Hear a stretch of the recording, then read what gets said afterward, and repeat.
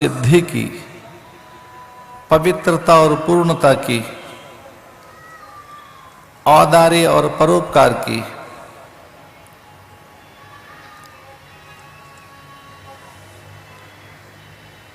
असीम तक होने की, विराट तक बनने की,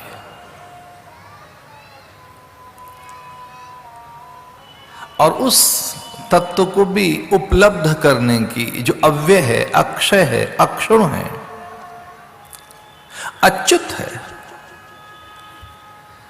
जिसके पास संभावनाएं हैं कि अनित्य से नित्य को उपलब्ध हो सके, ससीम से असीम,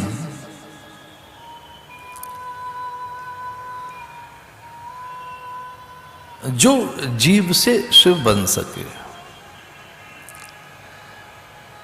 जो अपने स्वरूप और सत्ता से परिचय पाकर अपने ईश्वरत्व और ब्रह्मत्व को उपलब्ध हो सके। इसलिए जिसके पास असीम संभावनाएं हैं जीव से ब्रह्म तक बनने की,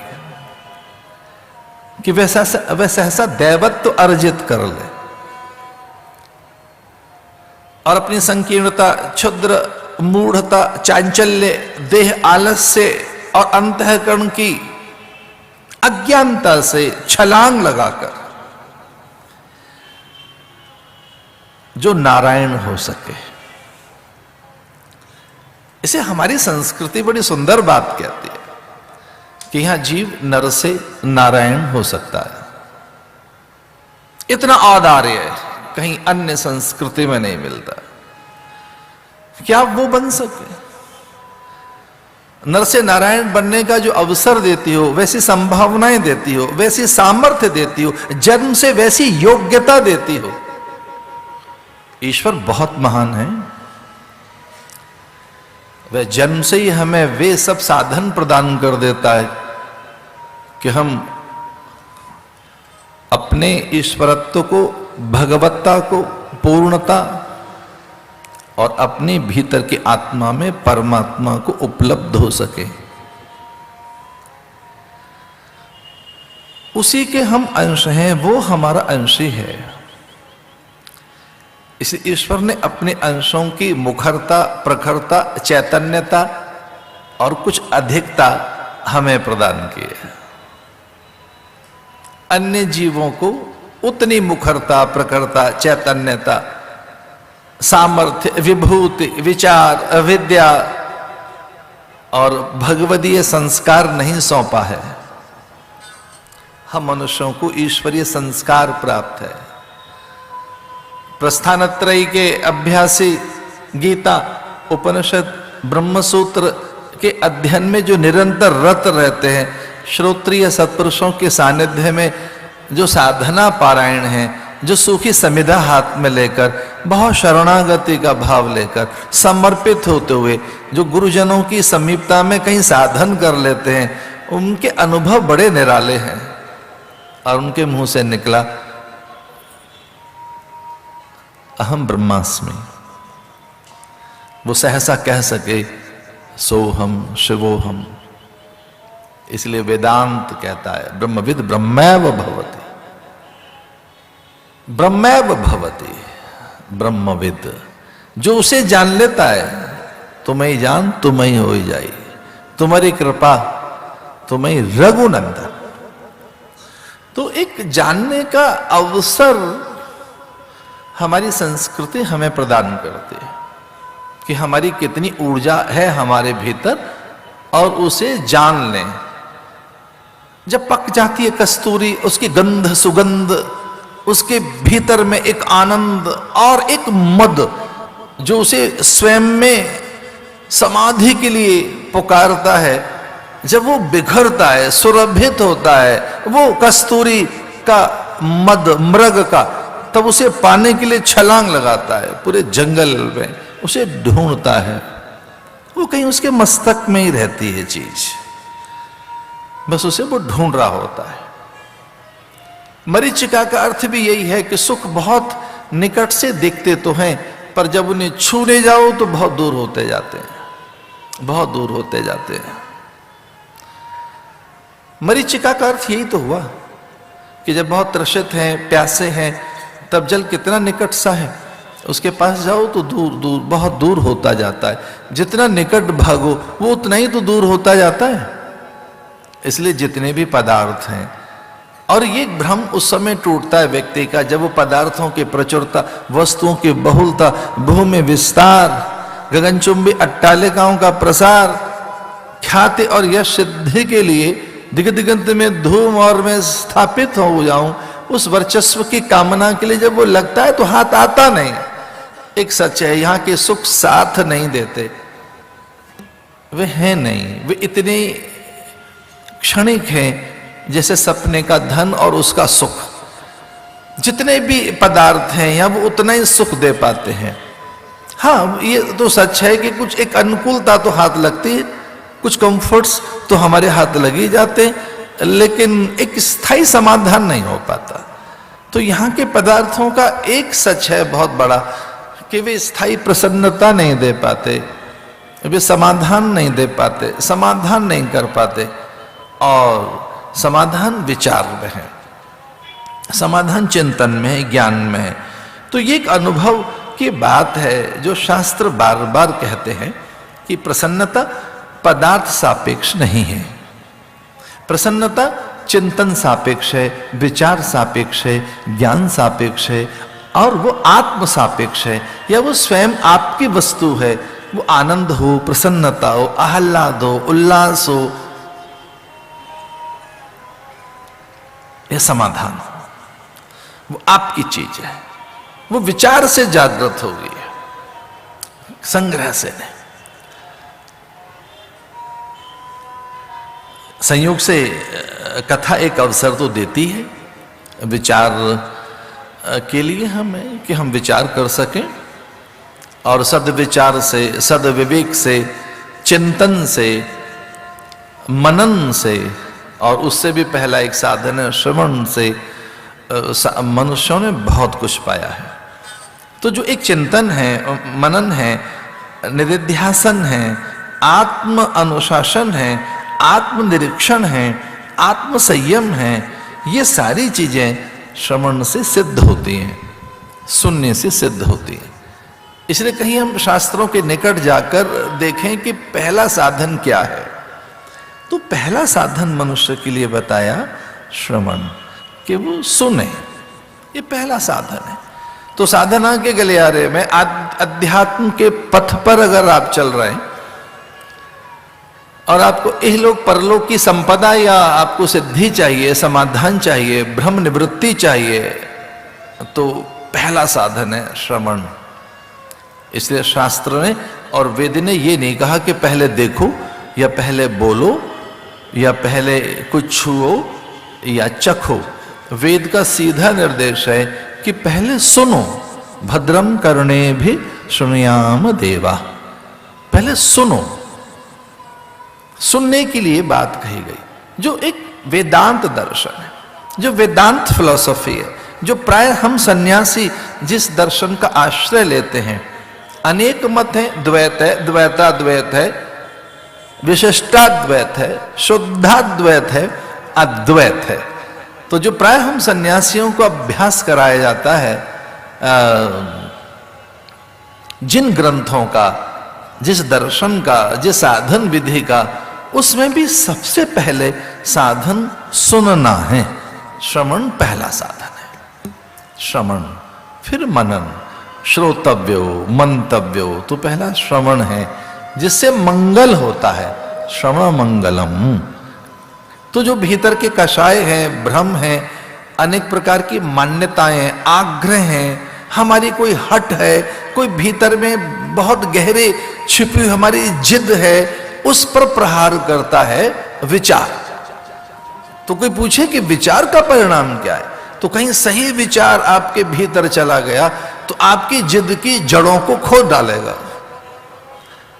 आपकी जो जिद की जड़ है, जो आपके भीतर में आग्रह है, कहीं आप में कोई बहुत गहरे जो एक मान्यताएं हैं जो हमने मान रखी हैं, उन मान्यताओं पर प्रहार करता है विचार। शास्त्र कहता है कि आपकी क्या मान्यताएं आप जाने, पर एक मान्यता आपकी सही नहीं है। शास्त्र ऐसा कहता है कि आपकी सारी मान्यताएं कितनी गलत है इस पर ज्यादा चर्चा नहीं, पर शास्त्र एक मान्यता पर विचार करते हुए कहता है कि एक मान्यता आपकी गलत है। वो कौन सी? वो ये कि मैं यही हूं। देह को सच मानना, देह को स्वयं मानना, देह कोई अपना मानना, देह कोई जीवन मानना, देह कोई आत्म मानना, और इसे सनातन, शाश्वत, समीचीन, सार्वभौम, नित्य और अविनाशी मानना एक बड़ी मान्यता है जो सही नहीं है। शास्त्र कहता है आपकी ये मान्यता सही नहीं है कि यही एक आप हैं। जो देह अध्यास के कारण हमारी मान्यता बनी है कि मैं ही देह हूं, ये मान्यता सही नहीं। तो ठीक विचार करने के बाद देह में मन, बुद्धि, चित्त, चेतना, गति, मति, गुण, धर्म, प्रकृति और आप में एक अंतर तो खड़ा होता है। एक अलग अलग आप में लेयर्स फिर दिखाई देती हैं। अच्छा, ये मन है, ये बुद्धि है, ये चित्त चेतना है, ये मुझ में गुणों का प्रवाह है। अगर किसी में कुछ आवेश दिखाई दे रहा है, कुछ उत्तेजना दिख रही है, इसका सीधा अर्थ है कि तमोगुण का एक प्रचंड प्रवाह है। कभी कल्पना करो किसी को आप उत्तेजित देखें, तो जो उत्तेजना है उसके मूल में वो उसकी स्वभावगत उत्तेजना नहीं है। व्यक्ति उत्तेजित नहीं होना चाहता, कभी नहीं, वो तो शांत है। व्यक्ति तो स्वभावतः आनंद स्वरूप है। लेकिन अगर कहीं उत्तेजना है, भ्रम, भय है, गहरा संशय है, पलायन और चुप्पी है, अश्रद्धा और जड़ता है, भीतर में कहीं खुद से ही रूठा बैठा है। ये बहुत कोई जरूरी नहीं कि आप दूसरों से रूठ कर बैठे हो। कई बार तो आदमी अपने से रूठा बैठा होता है, अपने से, अपने कोई नकार कर बैठा है। अपने को नकारने का अर्थ है अच्छे अवसरों से हाथ धो बैठना, उनका लाभ न लेना, अपने श्रम साधन का, अपनी योग्यता पात्रता का, अपने शील संयम सदाचार का, अपने ज्ञान और स्वयं का लाभ न लेना। ये रूठना ही तो है अपने से, और क्या है कि हमें कुछ नहीं करना है, हमको कुछ करना ही नहीं है। विचार एक काम करता है, आपके भीतर में वो एक ऐसी जागृति पैदा करता है कि आप अनुभव कर पाते हैं कि मुझ में ये गुणों का प्रवाह है। जो मुझ में आवेश था गुण के कारण है, तमोगुण के कारण, और प्रदर्शन की प्रियता आप में जग जाए कि लोग आपकी सब चीजों की प्रशंसा करें, इसका अर्थ है रजोगुण का प्रवाह है। वो एक छुअन रजोगुण की आपकी चेतना को बार बार, कोई रजोगुण आपकी चेतना को बार बार छूता है, तब आपके भीतर में प्रदर्शन की प्रियता जगती है, आत्ममुग्धता जगती है।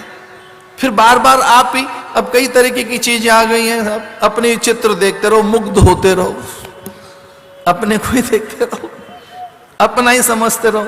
कितना याचक हो गया आदमी महाराज, कल्पना तो करके दो, कितना दैन्य है कि कितने लोगों ने मुझे आज स्वीकार किया है, कितने लोगों ने आज मुझे चाहा है। चाहत की भूख तो देखो कितनी है। वो लाइक और डिसलाइक क्या है मैं नहीं जानता, वो चाहती तो है कि कितने लोग आपको स्वीकार कर रहे हैं। रजोगुण की जब प्रचंडता होगी तब आपके भीतर प्रदर्शन की प्रियता जगेगी, आत्ममुग्धता आएगी, और उसका एक बड़ा, उसका एक, सच मानिए, एक बड़ा लाभ जो आपको मिल सकता था आप उससे वंचित रहते हैं। हानि क्या खड़ी होती है कि आत्ममुग्धता में एक आवरण खड़ा होता है कि मैं श्रेष्ठ हूं, मैं सही हूं, मैं तो समर्थ हूं, मैं तो सुंदर हूं, चतुर हूं, विज्ञ हूं, सुजान हूं, गुणी हूं, ज्ञानी हूं। और रजोगुण में एक चीज और देखी हमने कि आप अपनी रुचि और विचारों की प्रधानता के लिए दूसरों को अधीन करना चाहते हैं। आपकी जो रुचि उसके लोग अधीन बने, आपको समर्थन दें, आपके प्रति उनमें स्वीकृति जगे, ये रजोगुण का प्रभाव है। तो जब रजोगुण जगता है तब प्रदर्शन की प्रियता पैदा होती है। अच्छा, एक तीसरी चीज और है, सत्वगुण। जब सत्वगुण जगता है आप सहज हो जाते हैं, शांत हो जाते हैं। स्पर्धा अच्छी चीज है, दौड़ना बहुत अच्छी चीज है, लेकिन एक स्वस्थ स्पर्धा में आकर आप खड़े हो जाते हैं। स्वस्थ स्पर्धा में चूहों ने कभी ऐसे शिकायत की होगी कि इन्हें भूख लग रही है तो कहते हैं हम दौड़ रहे हैं भीतर। आदमी अपने अर्थ सुख सम्मान सौंदर्य सत्ता के लिए दौड़ रहा है तो कहता है ये चूहा दौड़ है, दौड़ खुद रहा है आदमी। हमने किस तरह से प्रतीक बनाया, चूहा दौड़, दौड़ तो हम रहे। ध्यान दीजिए, आहार शुद्धि, सत्व शुद्धि, अभयम सत्व संशुद्धि। तो कोई शास्त्र के निकट जाकर पूछे कि विचार क्या दिया शास्त्र ने, तो कहता है आहार ठीक करिए, विचार ठीक करिए, व्यवहार ठीक करिए, अपने अंतःकरण को ठीक करिए, और ये आप में सत्व की वृद्धि होगी। और जब कहीं सत्व गुण आपकी चेतना को छूता है, या जब आप में सत्व का प्रसार होता है, कहीं सत्व गुण आपका जग गया होता है, तब आप में औदार्य, पवित्रता, प्रेम, शांति, सहिष्णुता, समरसता और दूसरों के आदर करने के भाव जगते हैं। सत्वगुण का एक सीधा प्रभाव यह है, उसकी छुअन का परिणाम यह है कि आप दूसरों के दोष नहीं देख रहे होते उस समय। जो परदोष गणना है, जो परदोष गिनना है, वो कहीं कम होता है। तो क्या साधन किया जाए जिससे सत्व की वृद्धि हो? तो हम अपने तमोगुण, तो विचार से हम अपने तमोगुण को रजोगुण से नियंत्रित कर पाते हैं। इसे विचार एक बड़े अंकुश का नाम भी है। तो साधना में पहला कोई साधन है तो विचार है, शुभ विचार, उसे औषधि भी बताया गया।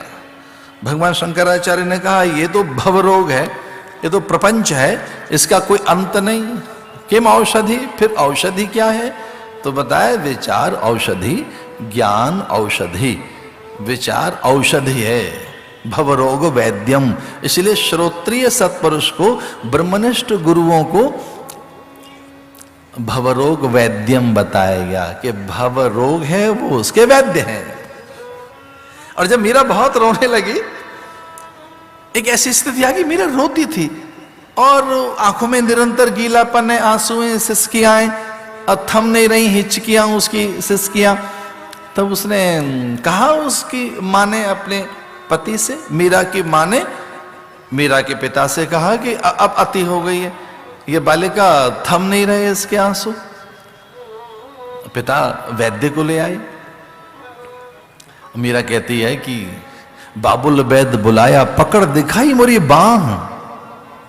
मीरा ने देखो क्या बात लिखी है, बाबुल वैद्य बुलाया, पकड़ दिखाई मोरी बाह, मूरख वैद्य मरम नहीं जाने, दर्द कलेजे मां। अच्छा, वैद्य भी बड़े वो कुशल था, निपुण था। और भाई वैद्य प्राय जो चिकित्सक होते हैं वे निर्दोष तो होते हैं, निष्पक्ष भी होते हैं। बड़ा ईमानदार चिकित्सक था। तो उसने ये कहा कि देखो मैं इस रोग का वैद्य नहीं हूं ना, जो इसे रोग है मैं इसका वैद्य नहीं। बाबुल वैद्य बुलाया, पकड़ दिखाई मोरी बाह, मूरख वैद्य मरम नहीं जाने, दर्द कलेजे माह। वैद्य ने कहा मैं समझ नहीं पा रहा हूं इसका दर्द क्या है, लेकिन हाँ इसका जो वैद्य है वो मैं नहीं हूं। तो पूछा पिता ने कि इसका वैद्य कौन है? तो उन्होंने कहा इसका वैद्य गुरु है, गुरु है इनके वैद्य। इन्हें गुरु मिल जाए, इन्हें संत मिल जाए, तो वो जो कोई दर्द है अज्ञात वो दूर हो जाएगा। और सच मानिए ये तो बहुत बड़ी बात है, पर कुछ तो ऐसी व्यथाएं हैं ही हमारी जो हमने बनाई है, अज्ञात विधि से निकली है। जैसे डर ही है, अभिनिवेश है, ये हमने खुद पैदा किया है। एक चीज हमें निरंतर बनी रहती है, उसका नाम है डर, खो जाने का डर। हमारा आदर न खो जाए, सम्मान न खो जाए, पद न खो जाए, प्रतिष्ठा न खो जाए, जय जयकार कम न हो जाए, हमारी सुंदरता, मादकता, मासलता न चली जाए। एक महाराज को सफेद बाल आए तो किस तरह से झुंझलाकर उखाड़कर फेंक दिया जाता है युवक के द्वारा कि दूसरा ना आए, फिर तीसरा ना आए। सच मानिए कितने उखाड़कर फेंकू। अब उन्होंने रास्ता देख लिया, जड़ जमा ली है, अब वो आते रहेंगे, आते रहेंगे, खो न जाए। ये जो एक अल्पता है, ये जो आधे है, ये जो भय है, खो जाने का जो डर है।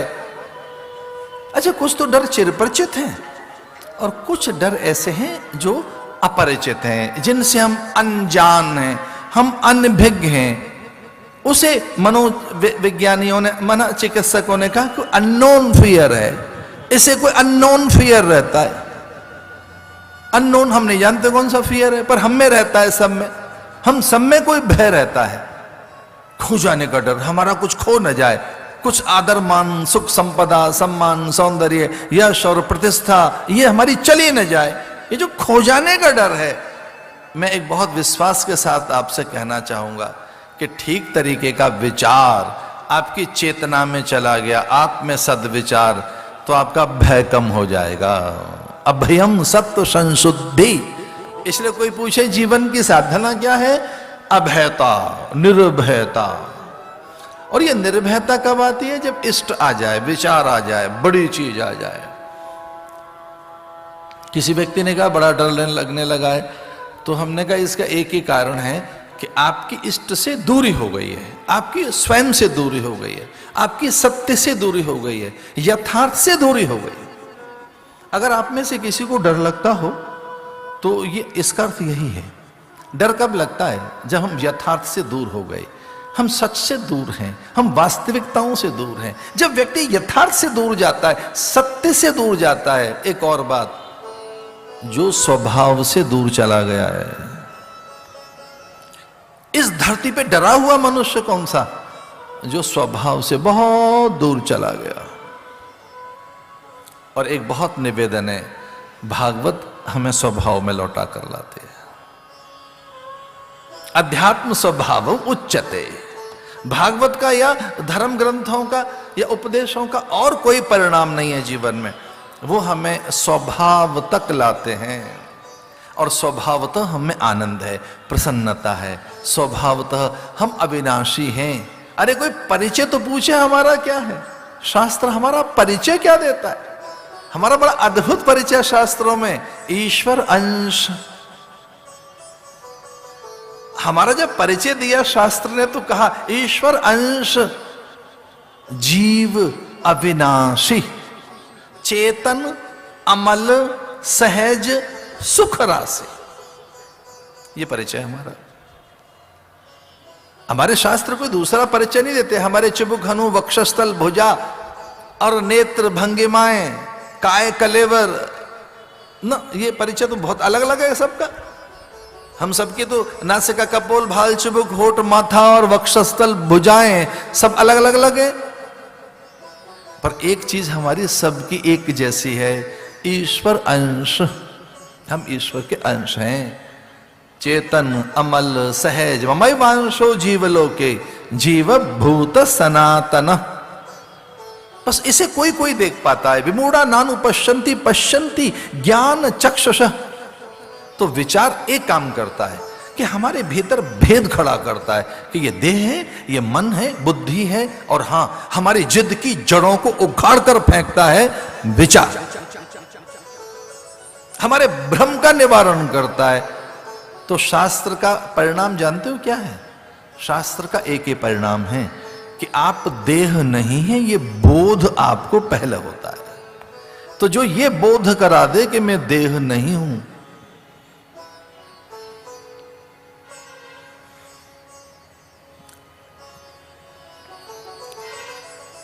गौकर्ण ने अपने मृत भाई की आत्मा का उद्धार किया।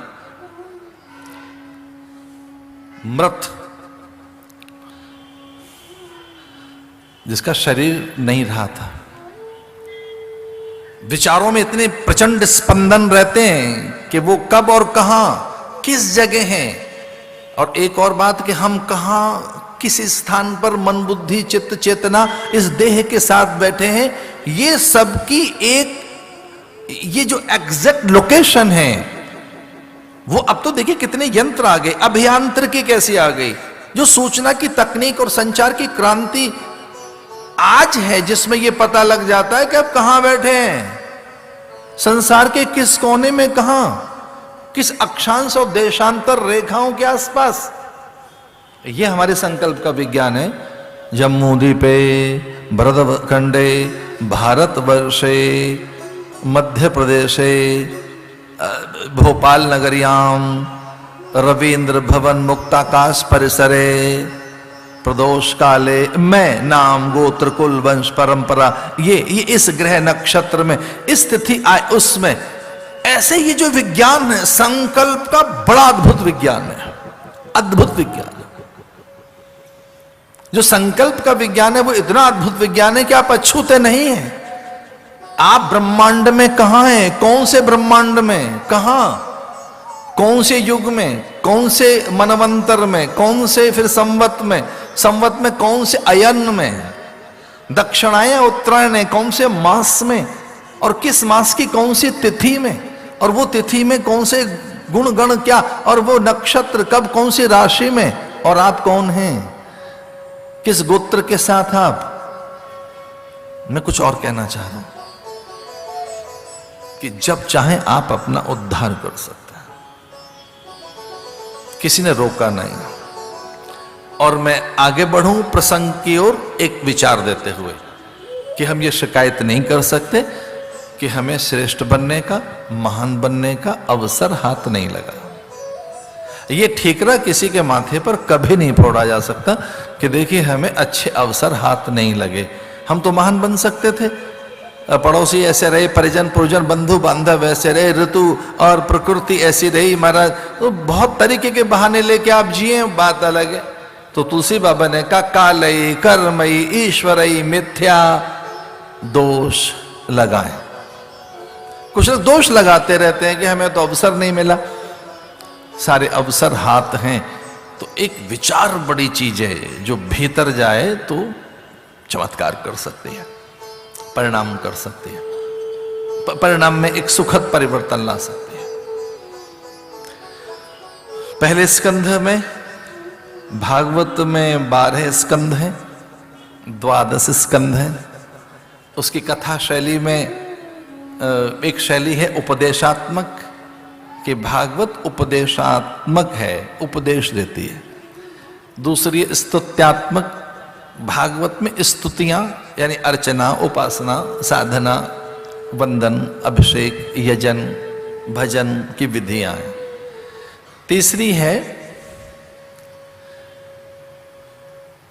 घटनात्मक,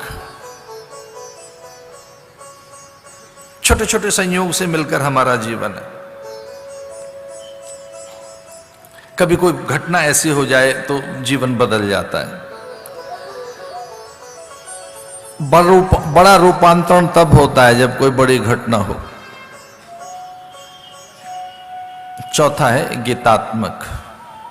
मैं फिर से एक बात कहना चाहूंगा, जीवन बड़ा सुंदर है, सहज है, मोहक है, उसमें बड़ा आनंद है। तो भागवत की एक बात कही गई गीतात्मक। ये ग्रंथ गीत है। वैसे तो हमारे सारे ग्रंथी गीत हैं, हमारे सारे ग्रंथी गान हैं। वो रामायण हो, महाभारत हो, भैया बहुत पीछे लौट कर जाएं तो सामवेद गीत ही तो है, वेद हमारे गीत ही तो है, गीतात्मक। एक चीज आपने अनुभव की होगी और उसको ध्यान से सुनना। कथा में कई बार हम पात्र से जुड़ जाते हैं, सुनते सुनते कई बार हम अपने में पात्र को, चरित्र को, आख्यान को, दृष्टांत को अपने भीतर कहीं पाते हैं। एक और बात, हम जितने मनुष्य हैं प्राय हम पूर्व के सब पात्रों से मिलते जुलते हैं। सप्तशती में वो समाधि नाम का वैश्य और राजा सुरथ, अगर उन दोनों की समस्याओं पर ध्यान दें तो सारे मनुष्यों की यही समस्याएं हैं। चिरकाल में हम ब्रह्मा के मन की विकलता ढूंढें, गरुड़ के संशय को लें, या पार्वती के प्रश्नों की पिटारी उठाएं, तो हम सब मनुष्यों के चिर परिचित दुख हैं, चिर परिचित हमारे द्वंद्व हैं, कुछ एक जैसी हमारी समस्याएं हैं। हम उनके रूप बदले हुए से हैं। वो कई बार परिस्थितियां बदली हुई सी हैं, लेकिन समस्याएं लगभग एक जैसी हैं हमारी। एक अंतिम बात जो इस प्रसंग में बड़ी महत्वपूर्ण अनुभव हो रही है मुझे, हमारे सारे जो दुख हैं वो स्थूल हैं, वो भौतिकीय हैं, वे बड़े सांसारिक हैं। कभी एक बार देखें तो सही, हमारे सारे दुख कैसे हैं? तो हमारे सारे दुख आर्थिक हैं, भौतिक हैं, जागतिक हैं, पदार्थगत हैं, पारिवारिक हैं, स्थूल हैं, जड़ हैं। तो एक और बात, अगर स्थूल है हमारा दर्द तो इस स्थूल ही उपाय करना होगा। अगर हमारा दर्द भौतिकीय है तो कई बार भौतिकी उपाय ही करना होगा।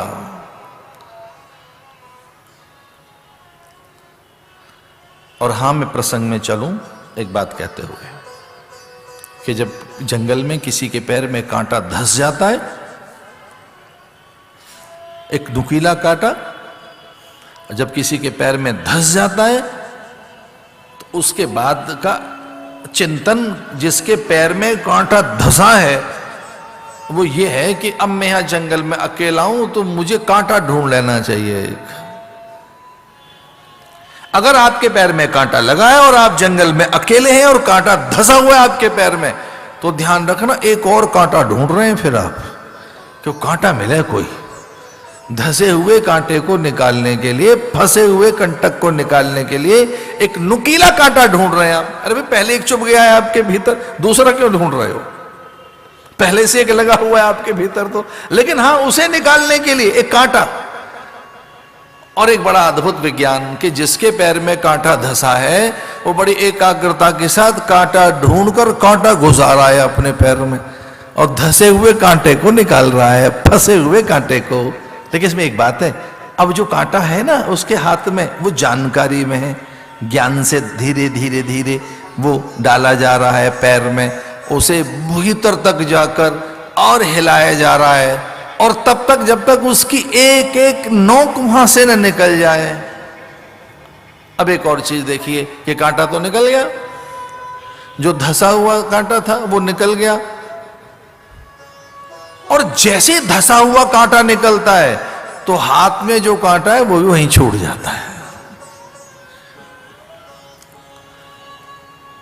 जितने भी हमारे प्रयोग हैं भौतिकीय, स्थूल, और एक और निवेदन करना चाहूंगा, ये ऊंचे दर्जे के साधकों के लिए बात कह रहा हूं मैं, कि जितने हमारे आध्यात्मिक प्रयोग भी हैं वो भी तभी तक हैं जब तक कि सांसारिक कांटा नहीं निकला है। तो जितने भी प्रयोग हैं, वे आध्यात्मिक प्रयोग हों, धार्मिक प्रयोग हों, वो कितने भी प्रयोग हैं आपके, वे प्रयोग तब तक हैं, वे उपाय तब तक हैं, वे साधन कब तक हैं, जब तक कि आपका दर्द नहीं निकला है, कांटा नहीं निकला है, जब तक निवारण नहीं हुआ है। हम उसी दिशा में चलते हैं। भागवत के पहले स्कंध में पहला श्लोक देवताओं की अद्भुत वंदना है। जन्माद्यस्य यतोऽन्वयादितरतश्चार्थेषु विद्यः स्वरा तेने ब्रह्म हृदाय आदिकवये मुह्यन्ति यत् सूरयः तेजो वारिमृदां यथा विनिमयो यत्र त्रिसर्गो मृषा धाम्ना स्वेन सदा निरहस्तकुहकं सत्यं परं धीमहि सत्यं परं धीमहि। धाम्ना स्वेन सदा निरस्तकुहकं सत्यं परम धीमहि। इसलिए कुछ विद्वान तो भागवत को ब्रह्म गायत्री भी कहते हैं। ये आनंद गायत्री है, ये प्रेम गायत्री है, ये ज्ञान गायत्री है। इसका परिणाम सत्य है।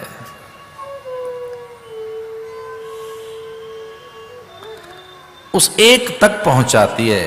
त्रिसर्गो मृषा, बाकी सब चीजें मिथ्या हैं, नश्वर हैं, क्षणभंगुर हैं, किसी एक तक पहुंचाती है। आदि सच, जुगादि सच, है भी सच, नानक हो से भी सच, किसी एक सत्य तक लेकर जाती है ये कथा।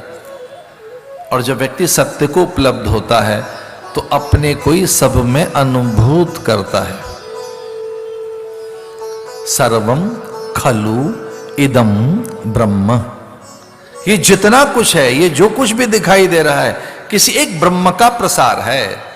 ये भागवत के प्रथम श्लोक का अर्थ ये है कि जो कुछ दिखाई दे रहा है, कोई एक ही चीज है जो अलग अलग अलग अलग अलग रूपों में दिखाई दे रही है। कथानक में चले, भागवत की कोई पहली कथा उठाकर देखें तो धृतराष्ट्र दिखाई देते हैं और उनके मुंह से ही जो शब्द निकले आरंभिक, वे गीता के आरंभिक श्लोक बन गए। जो कुछ धृतराष्ट्र ने कहा,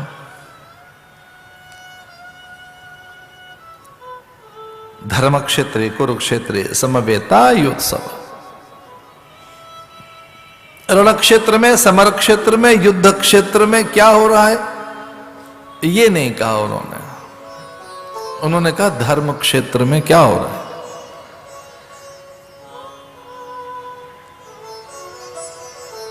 ये जानकर कि तू देख सकता है। भय में कभी कभी पसीना आता है, स्वेद आता है, हाथों में आर्द्रता बनी सी रहती है,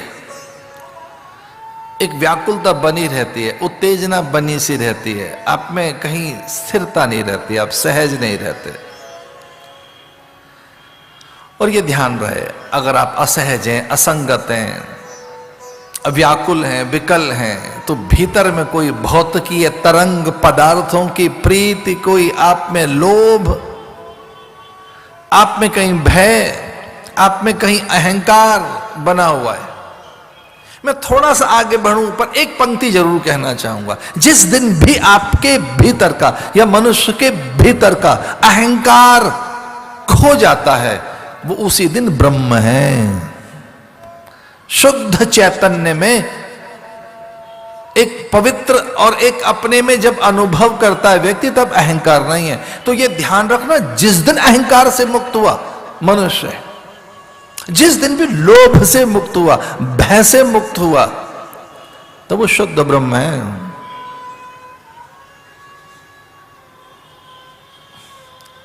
जानते हो भय कब आता है? लोभ के कारण।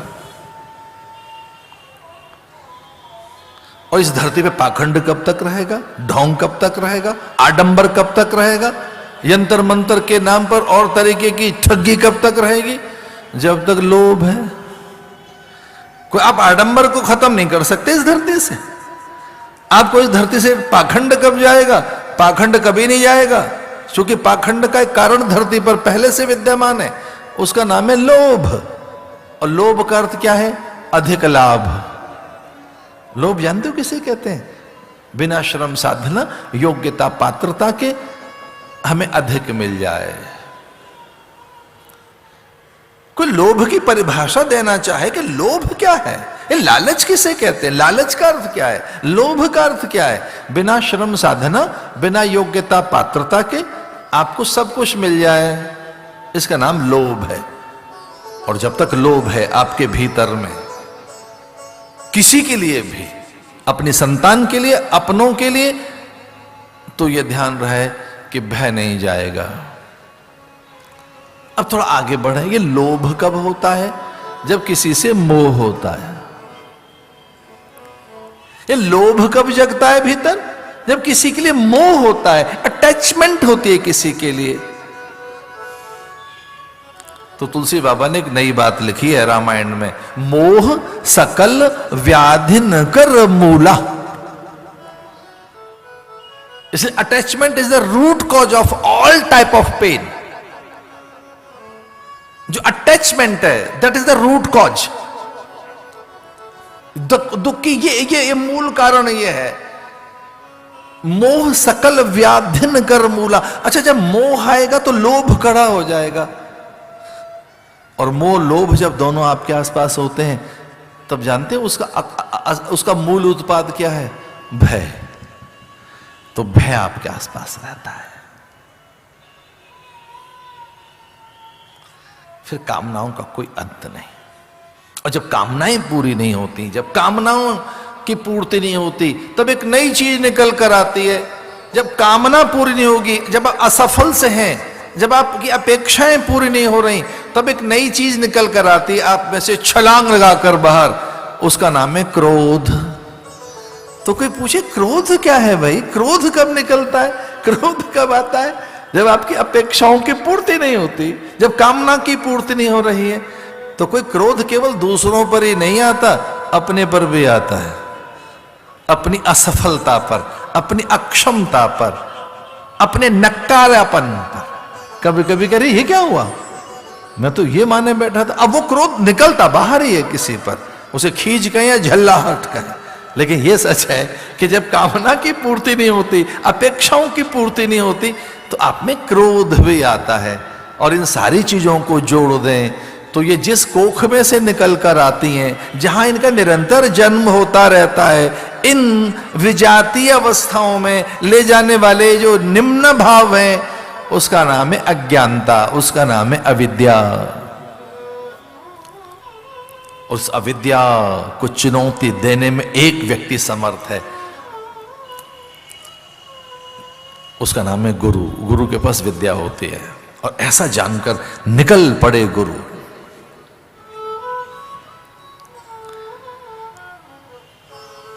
बहुत बार बुलाया था, गुरु आए नहीं थे।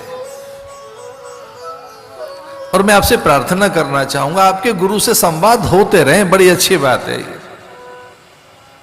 वहां से विचार मिलेगा, ज्ञान मिलेगा, योजनाएं मिलेंगी, आप निरापद अनुभव करोगे, स्वस्थ और सहज अनुभव करोगे, सुरक्षित अनुभव करोगे, आनंदित अनुभव करोगे। गुरु का अर्थ व्यक्ति नहीं है, गुरु माने ग्रंथ भी है, गुरु माने विचार, गुरु माने आत्मसत्ता। ज्ञान की सत्ता का नाम गुरु है। कहीं आप किसी लाल पीले कपड़े वाले आदमी को गुरु मान लें, हाँ, उनके पास अगर ज्ञान है तो वो गुरु तत्व है। गुरु तत्व, तो गुरु तत्व से जुड़े रहना। गुरु जी को तो कितने बार बुलाया, आए नहीं। संदेशे भिजवाए, कितने आए नहीं। मैं ध्यान में हूं, चिंतन में हूं, तीर्थ में हूं, यहां हूं, वहां हूं, अब बिना बुलाए चले आए। तो अत्यंत प्रसन्न है कि गुरु बिना बुलाए चले आए।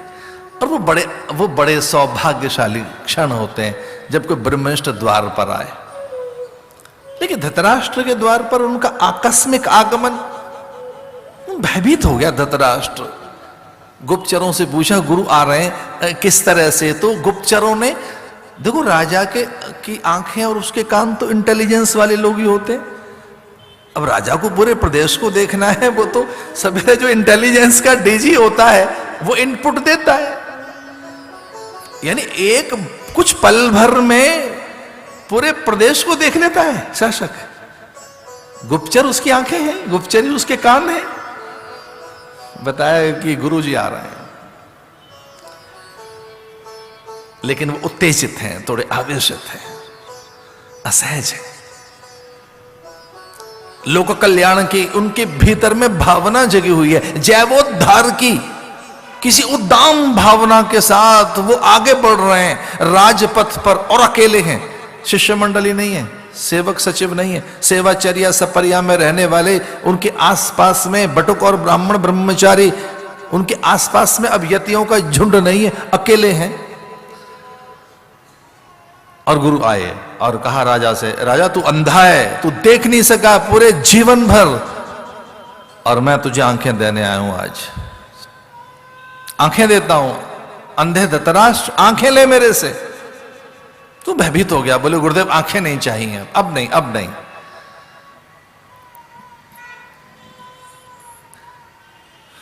तो गुरु ने कहा अच्छा चल, अगर तू आंखें नहीं लेता तो मन की आंखें ले ले, बुद्धि की आंखें ले, हृदय की आंखें ले ले, तू अंतर के चक्षु ले ले, तू दिव्य चक्षु ले ले। मैं तुझे वो नेत्र प्रदान कर देता हूं कि दूर तक देख सकेगा कहां क्या हो रहा है।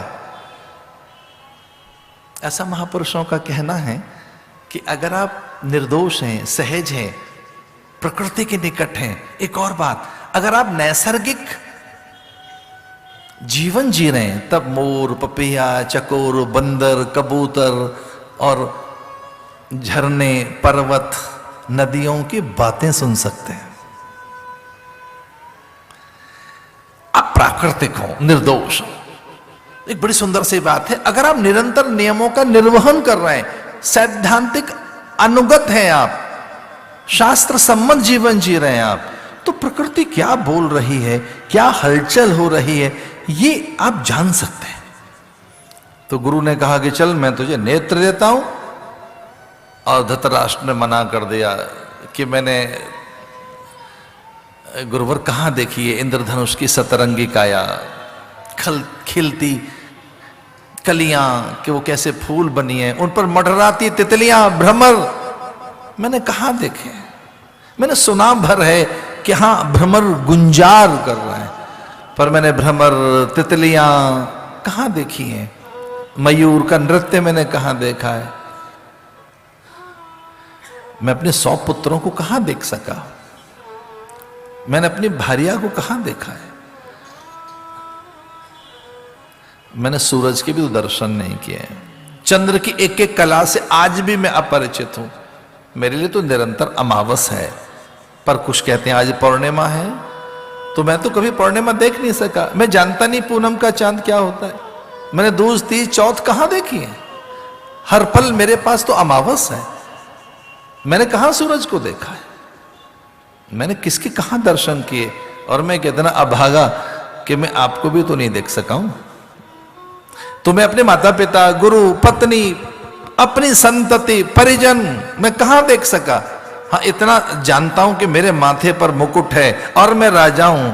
इसे मैं सहलाना जानता हूं, छूना जानता हूं, मैं आदर के साथ इसे चूम लेता हूं, पर इसमें रत्न कौन से जड़े हैं मैंने कहां देखे हैं? मैं रंगों के बारे में नहीं जानता। बताया जाता है कि रंग हैं, वे कैसे हैं मैं तो नहीं जानता। मैं तो एक ही रंग से परिचय है मेरा, और वो काला रंग है जो मेरी आंखों में सदा धसा रहता है। मैंने तो रंग भी तो नहीं देखे। तो जिसने रंग न देखे हो, किसी का रूप न देखा हो, कोई दृश्य न देखा हो, उसे आप आंखें देने आए हैं, और वो भी सच की आंखें। तो मैंने तो अपनी पुत्रियों के और अपने पुत्रों के, ये जो 100 मेरे पुत्र हैं, उनकी पुत्र वधुएं, मैंने उनके सुर्ख लाल रंग के जोड़े नहीं देखे, माथे की बिंदिया, मांग का सिंदूर मैंने देखा नहीं है उनका। और आप मुझे उनका वैधव्य दिखाना चाहते हैं? वो अपने अपने पतियों की चिताओं के पास चीत्कार कर रहे होंगे, क्रंदन कर रहे होंगे, ये दिखाना चाहते हैं? आपकी आंखें देने के पीछे का मैं हेतु जानता हूं। आप ये बताना चाहते हैं कि देख तेरे 100 के 100 पुत्र चिता में जल रहे हैं, और उनके आसपास में जो चीत्कार और क्रंदन है तेरे पुत्र वधुओं का है। आप ये कहना चाहते हैं कि मैं ढूंढूं अपने हाथों से शकुनी का शव कहां है, दुर्योधन कहां खो गया, उसका नर और मुंड अलग अलग अलग मैं ढूंढूं?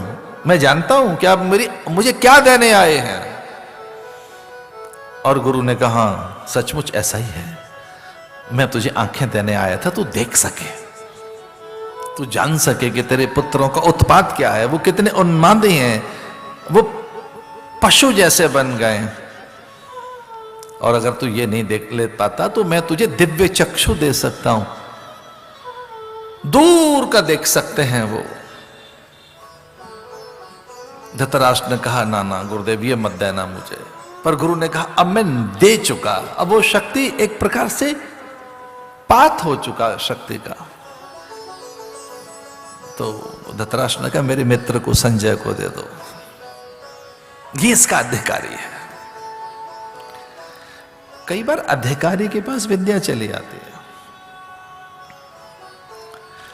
एक और भी अनुभव है मेरा, अगर किसी योग युक्ति से, पुण्य के किसी प्रभाव से आपके पास मंत्र आ भी गया होगा, भैया साधन नहीं कर पाए होंगे आप, ये कोई बहुत आवश्यक नहीं कि मंत्र नहीं मिला है, साधन नहीं मिला है, विद्या का बोध नहीं मिला है, विद्या का क्रम आपके पास नहीं आया है।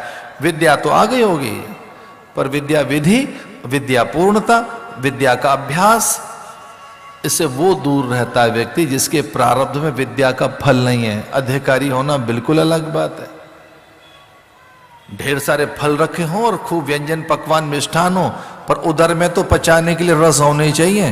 तो बड़े घरों में मूंग की दाल का पानी पी रहे हैं बस कुछ लोग। वो कहते हैं हमारे भाग्य में तो है, प्रारब्ध में तो लिखा है, लेकिन प्रारब्ध में भोग नहीं लिखा है। प्रारब्ध में पदार्थ तो लिखा है, भोग नहीं लिखा है। और यही बात कही धृतराष्ट्र ने संजय से, देख क्या कर रहे हैं मेरे पुत्र। मामका पांडवाश किम कुर्वत संजय। अरे संजय देख तो सही अपनी आंखों से, मेरे और पांडु के पुत्र वहां क्या कर रहे हैं।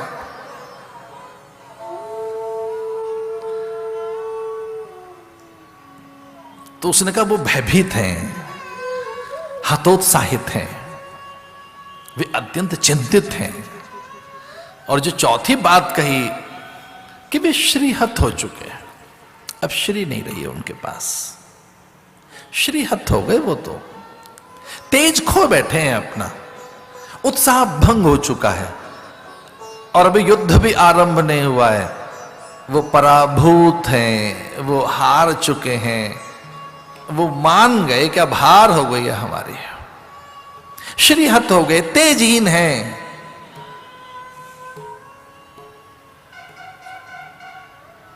ऐसा क्या हुआ है?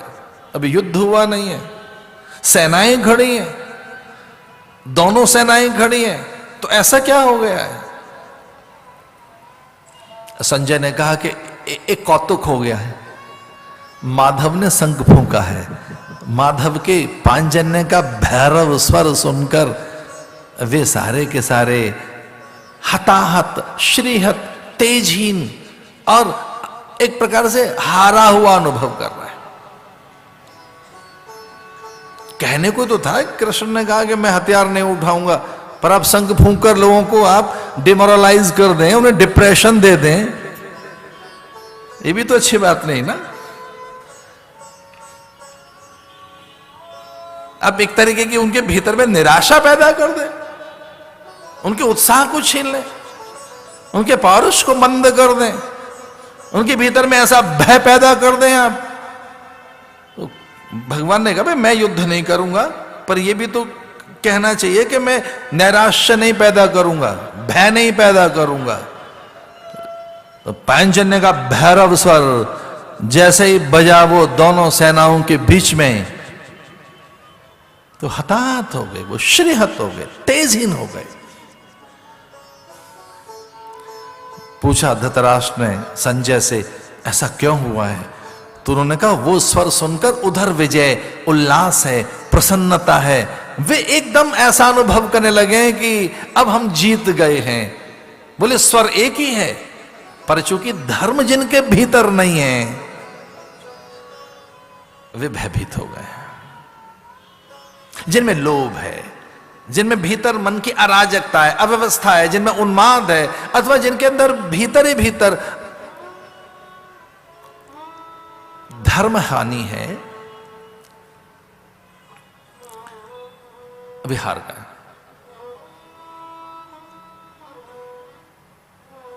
आप कल्पना कर सकते हैं कि घंट, मृदंग, सहनाई, ढोल, पखावज, शंख, इनके स्वर अलग अलग हैं। आरती के समय जो ये मृदंग, पंखावज, घंट, शहनाई, घड़ियाल और शंख का बजना, हमें हर प्रसंग में ध्वनि चाहिए। हम मनुष्यों को घर में लड़का हो गया है तो अलग तरीके का बर्तन बजेगा, लड़की है तो शायद नहीं बजेगा।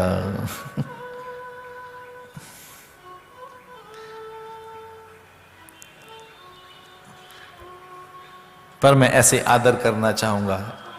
अब तो मैं इस प्रदेश की आत्मा से जुड़ा हूं, तो मैं कहना चाहूंगा बेटी घर में हो तो थाली जरूर बजाना। जिस दिन बेटी के आगमन पर थाली बजेगी आपके घर में, लक्ष्मी जी नाचने लगेंगे कि बेटी का इस ढंग से आदर हो रहा है आपके घर में। स्वर ये हताहत हो गए। यह तो धर्मस्ततो जय। कोई पूछे जय कब आएगी? जब धर्म आएगा, जब सत्य आएगा, जब शील आएगा, जब नैतिकता आएगी। जिस दिन व्यक्ति अपनी नैतिकता खो देता है, बहुत दुर्बल हो जाता है वो। नैतिकता जिस दिन आपकी गई, जिस दिन आपके भीतर का चरित्र बल गया, जिस दिन आपके भीतर की आंतरिक पवित्रता गई। शास्त्रों में एक सुंदर सी बात कही गई है, जिनकी इंद्रियां कभी नहीं भटकती, जिनकी इंद्रियां कभी नहीं बहकती, जिनकी इंद्रियां निरंतर शांत नियंत्रित हैं और ज्ञान के अंकुश में हैं, बस प्रसन्नता उन्हीं के आसपास है।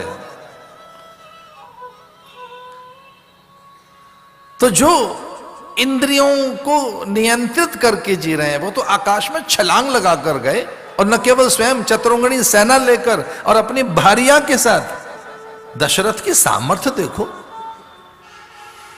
जितेंद्रिय जो है, जितेंद्रिय प्रसन्नात्मा, इस सूत्र है कि कौन प्रसन्न है? जो जितेंद्रिय है वही प्रसन्न है। इसलिए वो हार गए सारे, और उसे भी मारना चाहते हैं जब हार गए, जो कोख में है परीक्षित। पर पराशक्ति ने उसकी रक्षा की। तो परीक्षित नाम क्यों पड़ा? पराशक्तियों के द्वारा जो अभिरक्षित है, सुरक्षित है, उसका नाम है परीक्षित। उत्तरा के गर्भ में जो बालक पल रहा था, दुर्योधन आदि की क्या दशा हुई। शकुनी का तो शव नहीं मिला, और जब दुशासन की छाती से लहू फव्वारे के रूप में से निकला, तो भीम और द्रौपदी में होड़ लग गई। भीम कहता है पहले मुझे भरपेट इसका रक्त पी लेने दे, क्योंकि मैंने शपथ ली है कि जीवन भर में भरपेट पानी नहीं पीऊंगा, जब तक इसकी छाती के लहू से अपनी प्यास को मिटा नहीं दूंगा। और वो कहते हैं मेरी शपथ यह है कि जब तक इसकी छाती का रक्त मेरी अंजुरी में भर भर कर नहीं आएगा, तब तक मैं अपने केस नहीं सींचूंगी। दुशासन ने केश पकड़कर खींचा था, उसी दिन से बाल खुले रखी उसने, मुक्त केशी। और ये बहनें जानती हैं कि इनकी हर चीज महनीय है, सुंदर है, श्रेष्ठ है, या मांगलिक है, या उसमें पराम्बा के अंश हैं। ये ध्यान रखना भैया, स्त्री के केश मत छेड़ देना, कभी नहीं। ना ना ना, एक संकेत बनाकर, एक रूपक बनाकर एक और बात कह रहा हूं। अगर भारत माता है हमारी, तो कश्मीर उसकी वेणियां हैं, उन्हें छेड़ो मत। भारत माता है हमारी, तो कश्मीर उसका मस्तक है, और उसकी पर्वत चोटियां वेणियां हैं। और जब कोई ऐसे मदांध, उन्मादी, दस्यु, दुर्दांत, आतताई, आक्रांता, विधर्मी, या कोई और वैसा जब कभी उन की ओर हाथ बढ़ाता है, तो भैया फिर महाभारत होता है। सबसे सुंदर चीज माताओं की, उनकी तो हर चीज अच्छी है। स्त्रिया समस्ता सकला जगत्सु। शाक्त ग्रंथों में तो यहां तक लिखा है वो जाति बिल्कुल अलग है, उसका भैया आदर होना चाहिए। स्त्रिया समस्ता सकला जगत्सु, विद्या समस्ता तब देवी भेदा। स्त्रिया समस्ता सकला जगत्सु, स्त्री में मां के अंश रहते हैं। तो होड़ लगी हुई है। वो कहती है मुझे अंजुरी भर भर कर अपनी वेणी का सिंचन कर लेने दे, और वो कहता है जरा मुझे पी लेने दे भरपेट। कैसा अद्भुत दृश्य है वो, प्रतिशोध की कैसी कामना। परीक्षित पैदा हो गया, राजपाट देकर उसे निकल पड़े। एक संकेत में बात और कहना चाहता हूं। प्राण आसानी से तब छूटेंगे जब आपका उत्तराधिकारी समर्थ हो, योग्य हो, और आपको जीत ले। इसलिए पिता की एक ही कामना रहती है, वो पुत्र से जीतना, हारना चाहता है। जो पिता को जीत ले, इतना आगे बढ़ जाए विद्या में, नैतिकता में, चरित्र बल में, ज्ञान बल में। इसलिए मां हारना चाहती है अपनी बेटी के संयमशील सदाचार से। मां हारना चाहती है अपनी पुत्री के संकोच, लज्जा और उसके स्त्रैण और उसकी अस्मिता से मां हारना चाहती है अपनी बेटी के सद्गुणों से। जब उसे यह पता लग जाए कि बेटी सद्गुणों में बहुत आगे निकल गई मुझसे, तब चैन पड़ता है मां को। मां जीतना नहीं चाहती, बेटी से हारना चाहती है। हां, बाकी सबसे जीतना चाहती है। स्त्री कभी नहीं हारना चाहेगी, सुंदरता में और सद्गुणों में किसी से जीतना चाहती है, लेकिन पुत्री से हारना चाहती है।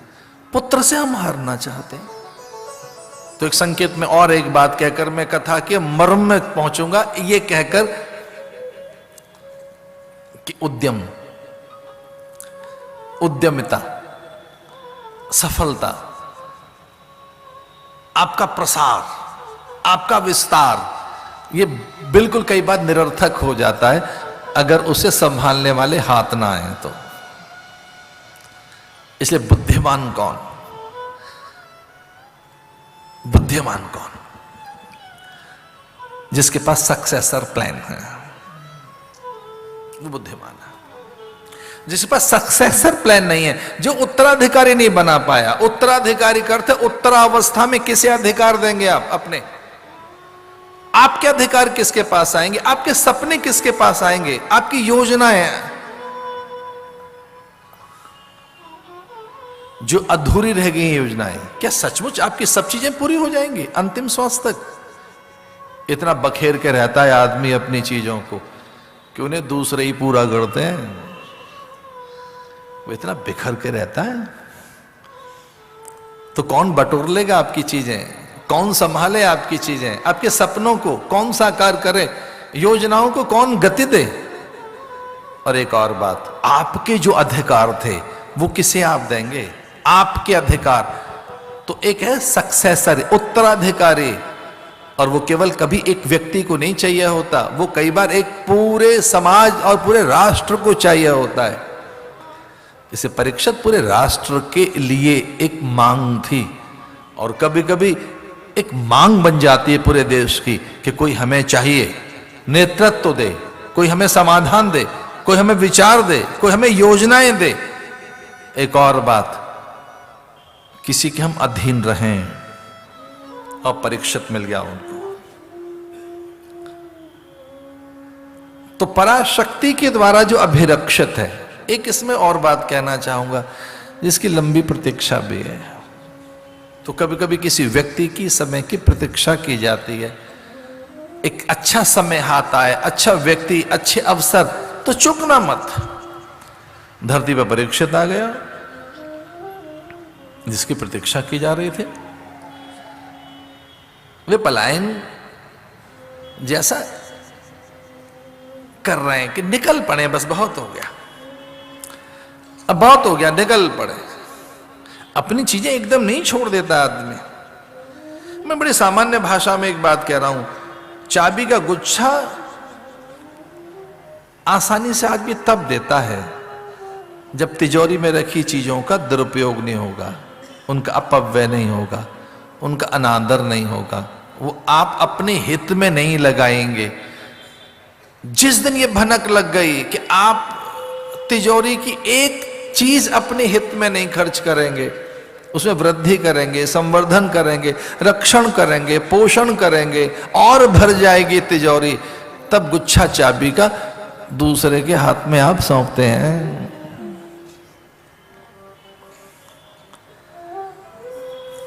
इसलिए वो हिमालय निकल गए परीक्षित के जन्म के समाचार से ही। मैं तपो तप्यमाना परिमिताहार एकांतशीली जड़ांध बहिराकृति। पांडव जयी बने, पूरी धरती पर उनका शासन हो गया। जब उत्तराधिकारी पैदा हो गया घर में, पुत्र का आगमन हो गया, परीक्षित आ गया, उसे समर्थ जानकर वो हिमालय निकले। और भाई ने कहा मैं निकल रहा हूं, तो जो जहां जैसे खड़ा था वो उसी समय उनका अनुगत हो गया, उनका अनुशीलन करने लगा। पहली बार तो टोका युधिष्ठिर ने, कभी टोका नहीं था। एक सुंदर दृश्य आपके सामने खड़ा कर रहा हूं। जुआ जब खेला पूछा भाइयों से? कभी नहीं पूछा। वो जानता था कि मैं अगर दूध क्रीड़ा कर रहा हूं, मैं दांव पे लगाऊंगा नकुल, भीम, सहदेव, अर्जुन को। पूछा नहीं, मैं अपने भाई को दांव पे लगाता हूं, नकुल को, सहदेव को।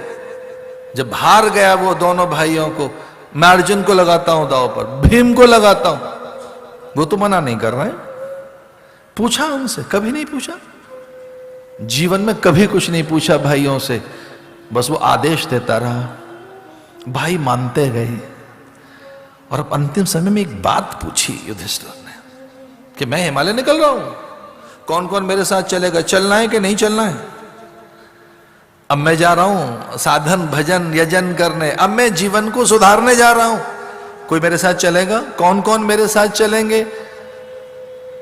तो चारों भाइयों ने कहा हमने कभी आपसे पूछा नहीं, आपने हमसे नहीं पूछा है, आपने कभी आदेश नहीं दिए हैं, तो आप जो करेंगे स्वभावतः हम वही करेंगे। क्या करने जा रहे हैं आप? तो उन्होंने कहा मैं मनुष्य जीवन की सार्थकता के लिए निकल रहा हूं, और उसके लिए पहला काम किया जाता महत्तपो तप्यमाना। पहला तप कौन सा है, या कि बड़ा तप कौन सा है, या मनुष्य को सबसे पहले क्या करना चाहिए? तो इन तीन बातों पर ध्यान देना जरा। ये बहुत महंगा उपदेश है ये। मनुष्य को सबसे पहले क्या करना चाहिए? शास्त्र कहता है मनुष्य को सबसे पहले ज्ञानार्जन करना चाहिए। पहले क्या करना चाहिए? आपके पास विजडम आए, नॉलेज आए, ज्ञान आए, एजुकेशन आए, सबसे पहले क्या करना चाहिए? ज्ञानार्जनम। फिर क्या करना चाहिए? धनार्जनम।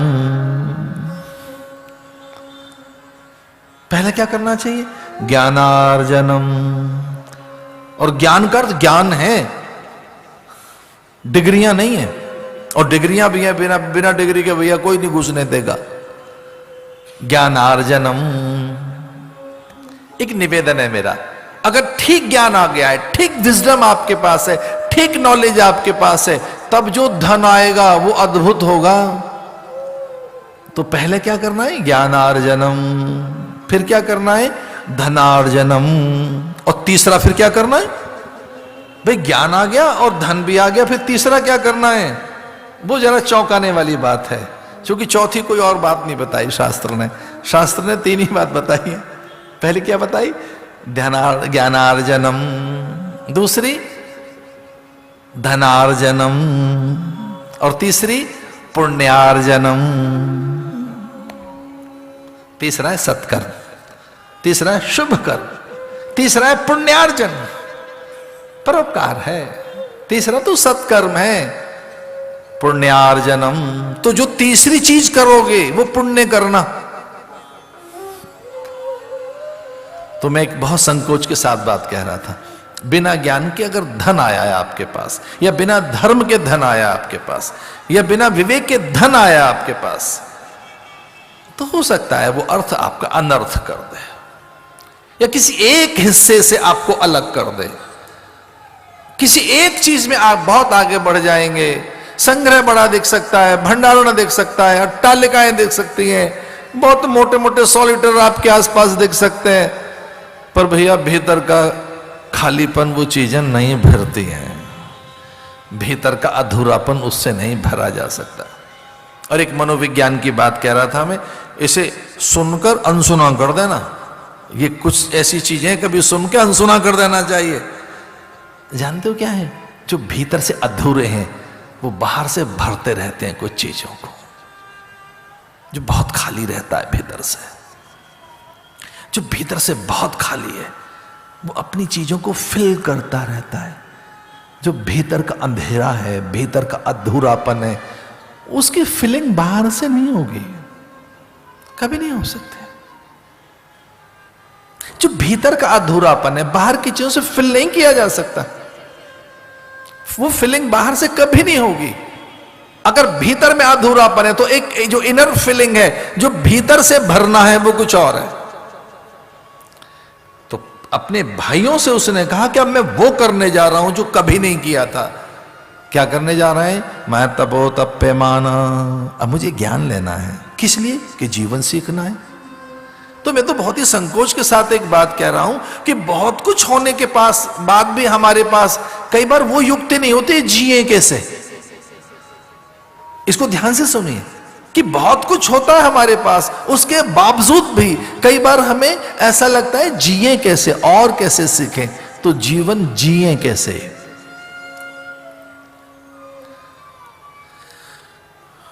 महत्तपो तप्यमाना परिमेताहार, एकांतशीली। मुझे अपने एकांत को पवित्र करना है, विचारों को सही करना है, सकारात्मक बनाना है। एक और बात, मुझे इंद्रियों को साधना है, मुझे सत्य को जानना है। चारों भाई साथ निकल गए। सबसे पहले कहते हैं बर्फ में द्रौपदी धंस गई। बस वो एक करार था कि जो पहले धंस जाएगा, पहले गिर जाएगा, उसका कोई साथ नहीं देगा, तब मेरे साथ चलो, इस शर्त पर। युधिष्ठिर ने कहा यह ध्यान रखना, अगर कोई गिर गया बर्फ में, हम उसे उठाने नहीं निकलेंगे और उसे कोई और भी नहीं बचाएगा, इस शर्त पर आप मेरे साथ चलेंगे। तो भाइयों ने कहा कि हमने कब आपकी शर्त तोड़ी है, हम नहीं बचाएंगे, हम चल पड़ेंगे। द्रौपदी जब पहले धंस गई बर्फ में तो वो चिल्लाने लगी मेरी रक्षा करो भाई, मुझे बर्फ में से निकालो, मैं हर पल आपके साथ रही हूं, अब तो मेरा साथ दो, बस हाथ पकड़ के तो निकालना है। तो कहते हैं कोई भाई पीछे नहीं गया, अर्जुन दौड़ा। अर्जुन की थोड़ी आसक्ति तो थी, अच्छा मूलतः तो अर्जुन की तो पत्नी थी, अर्जुन ने ही तो उन्हें एक तरह से वो स्वयंवर की सारी शर्त अर्जुन ने ही तो पूरी की। तो अर्जुन दौड़ा ये कहकर भाई मैं तेरी बात को नहीं मान रहा हूं, मैं अवज्ञा कर रहा हूं। आप कल्पना करके देखेंगे वो क्या कहता है बड़ा भाई। अवज्ञा का अर्थ है अधर्म कर रहा है, तो अवज्ञा का अर्थ है कि मेरी बात नहीं मान रहा है। तो धंसती हुई द्रौपदी को देख रहा है अर्जुन और भाई की ओर देख रहा है। वो धंसती जा रही है और वो जानता था कि अगर मैं हाथ पकड़कर इसे निकाल सका, बर्फ में धंसती हुई जा रही है तो हां मैं निकाल पाऊंगा इसे, लेकिन उसे लगा कि मैं भी तो धंस रहा हूं, मैं भी तो, वो सारे वहीं धंस गए, बर्फ में उनकी समाधियां बन गई।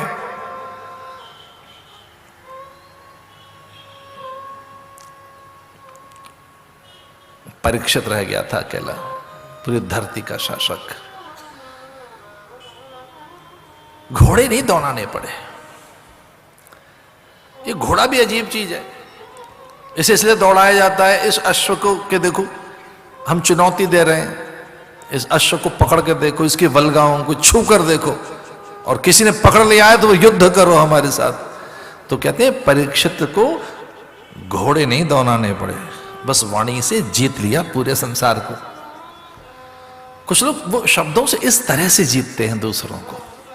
और भैया ये इसको कला मत मानना, इसमें माधुर्य रहे, इसमें पवित्रता रहे, इसमें औदार्य रहे, इसमें बड़ा संयम रहे, सदाचार रहे, दूसरे के हित सुरक्षित रहे, उसके सम्मान और स्वाभिमान की चिंता रहे जब आप बोल रहे हो। मधुवाता रेतायते मधुक्षरंते सिंधव। आपके बोलने में मिठास हो, पवित्रता हो, बोलकर आप जीत लेते हैं। कौवा और कोयल की बात को अगर ध्यान से सुने तो कौवा बड़ा सार्थक स्वर है भाई कौवे का। मुझे हृदय से क्षमा कर देना, कोयल कभी किसी के काम में नहीं आई है, किसी काम का स्वर नहीं है, वो ऑर्नामेंटल वॉइस है, बस ये अच्छी लग रही है। कुछ पेड़ भी ऐसे ही ऑर्नामेंटल हैं, कोयल का स्वर किसी काम का नहीं है, मीठा लगता है, अच्छा लगता है, हम आसक्त हो जाते हैं। पर जिसके स्वर में ज्ञान है, चेतावनी है, अतिथि के आगमन की आहट, स्वर, और आपके यहां वो बता रहा है कि अतिथि आ रहा है, कौवा, लेकिन भैया कंकड़े मारकर इसलिए उड़ा रहे हैं कि ढंग से नहीं बोलना आता।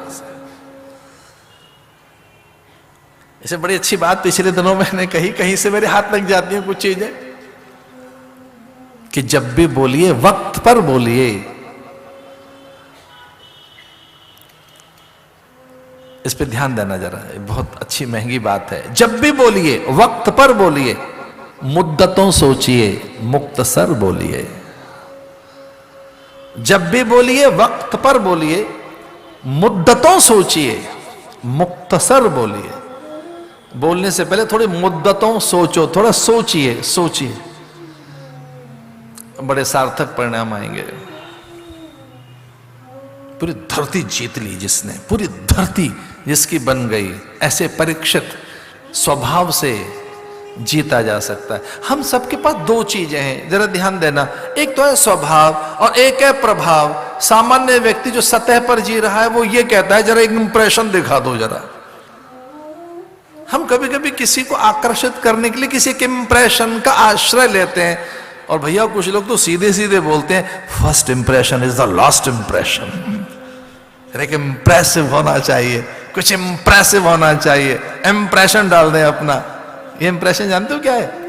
इंप्रेशन करते बाहर की कुछ चीजों से लीपापोती कर दो, कुछ बाहर की चीजें हैं, बाहर से आप कुछ ऐसा कर रहे हैं। एक तो भैया प्रभाव यानी इंप्रेशन, और पता है दूसरा क्या है? स्वभाव। एक तो किसी को प्रभावित करना है बाहर से, और एक है स्वभाव। और अगर आपने स्वभाव से किसी को अपने अधीन कर लिया तो बनावट नहीं करनी पड़ेगी, अलग से कुछ और नहीं करना होगा, वो तो स्वभाव में ही है आपके। तो आपके स्वभाव में प्रेम रहे, दान रहे, औदार्य रहे, स्वभाव में दूसरों के लिए स्वीकृति रहे, स्वभाव, और एक है प्रभाव। तो अपने स्वभाव से पूरी धरती जीत ली।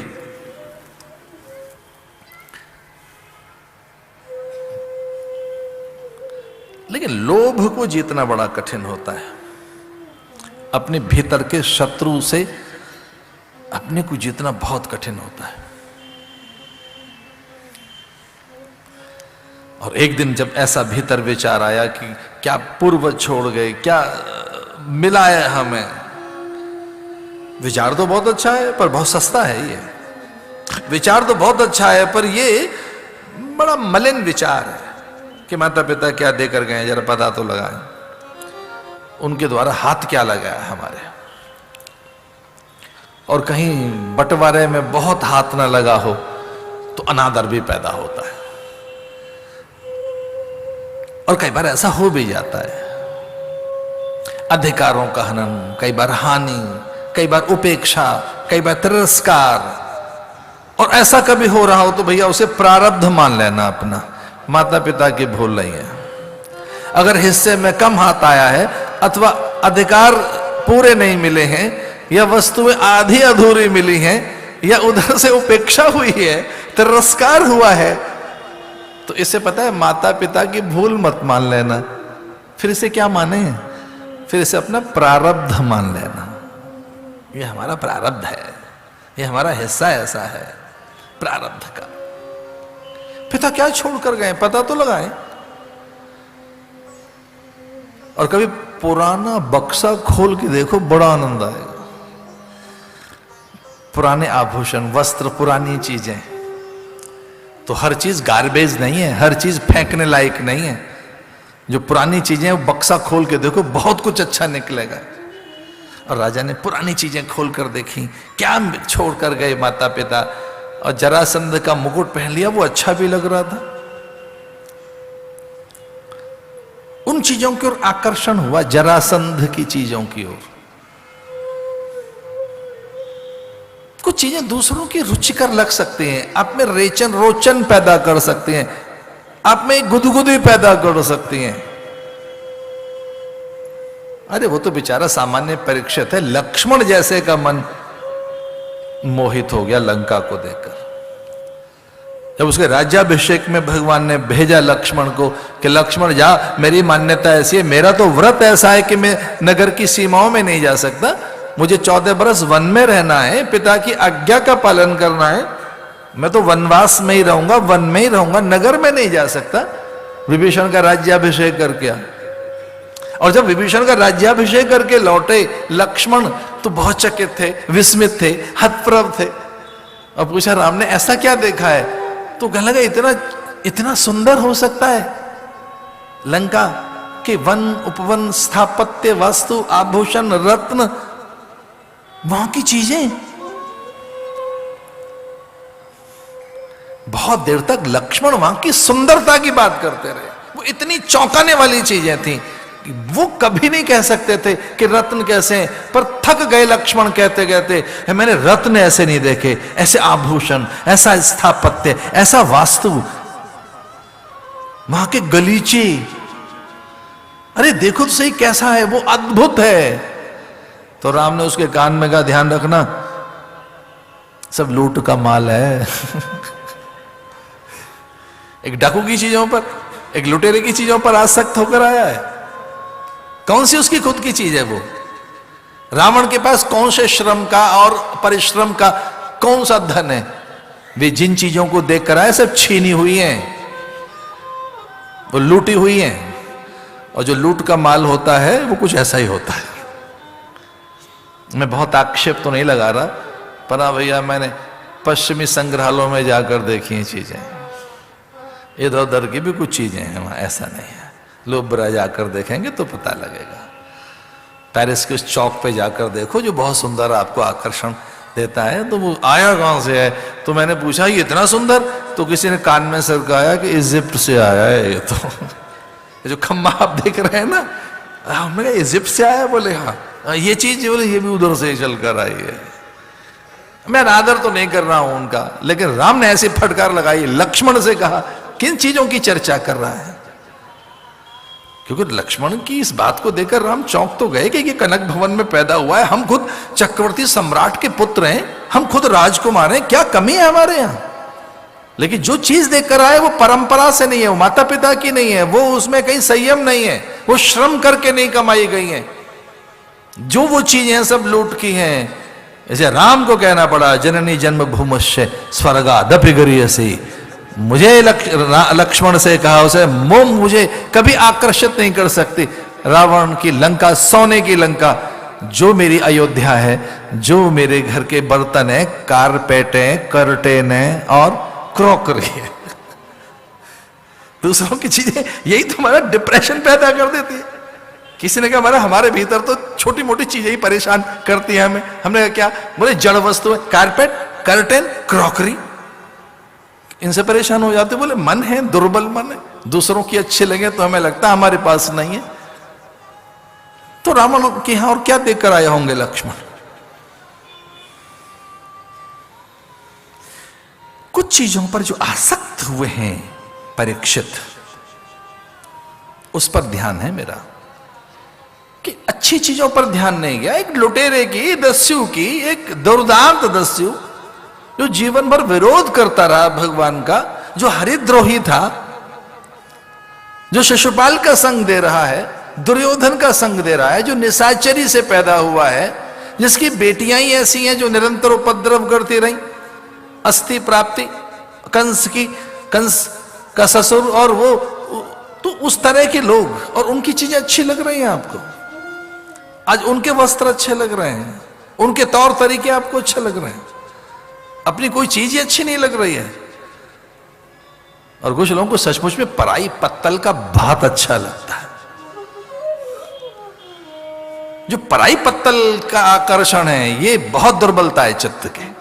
कभी एक आध बार अच्छा लग सकता है, लेकिन आप हर चीज, पराई चीज, दूसरे की चीज और उस पर ध्यान चला जाए आपका, जो ना तो आपकी है ना आपके अधिकार में आती है। ये बड़े संयम के बाद ऐसा हो सकता है कि पराई पत्तल के भात से आपका ध्यान हटे। वो पराई पत्तल का भात तो मैं एक तरह से आधार बना रहा हूं, इसीलिए वो कलयुग के सामने खड़े हो गए, कलयुग को मौका मिल गया आने का। जब कुछ दुर्बलता चित्त में जगेगी तभी तो कलयुग सामने आएगा, और इसीलिए उसको विचार में, मन बुद्धि चित्त चेतना में घुसने का अवसर मिल गया। कली ने पूरे अंतःकरण पर शासन कर लिया, जो कली ने पूरे मन बुद्धि को अपने आश्रित कर लिया कलयुग ने। उसका अर्थ यही है कि जब सजगता चली गई, चौकन्नापन चला गया, सादगी सरलता चली गई, जब संयम चला गया, तब अवसर मिल गया कलयुग को। और फिर वो अपराध भी हो गया कि समाधि में बैठे ऋषि के गले में सर्प, और फिर आप अलग अलग तरह से मर्यादाओं की, सिद्धांतों की, नियमों की, नीतियों की आप उपेक्षा कर रहे हैं। इन 3 बातों पर ध्यान देना। मूल्यों और परंपरा, नीति और सिद्धांत, इनकी उपेक्षा मत करना। इसका अर्थ है आप डिट्रैक हो रहे हैं।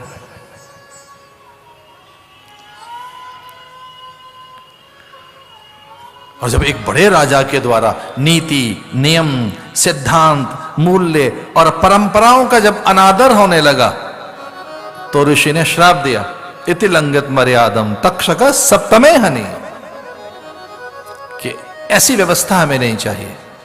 वो पूरी राज्य व्यवस्था को चुनौती दी। ऋषियों ने कहा यह व्यवस्था ठीक नहीं है। विचार सत्ता ने, ज्ञान सत्ता ने, संयम ने राजा को चुनौती दी, ये ठीक नहीं कर रहे हैं आप। जानते हो जब राज्याभिषेक होता था तब क्या होता होगा?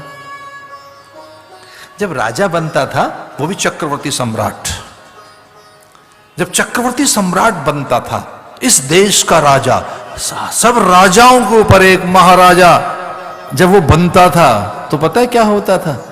सारे राजा आते, अमात्य, सृष्टि, क्षत्रप, जगह जगह के सेनापति, अतिरथी, महारथी, साधु संत महात्मा और छोटे छोटे राज्यों के प्रतिनिधि, जनप्रतिनिधि, उच्च स्तरीय सचिव। क्या होता था उस समय? जब राजा के माथे पर मुकुट रख दिया जाता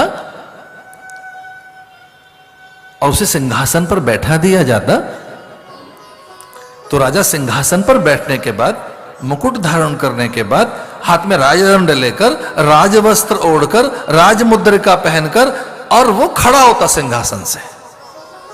अब उसके माथे पर मुकुट है, राज्याभिषेक हो गया, माथे पर मुकुट है, राज उत्तरीय उसे उड़ा दिया गया है,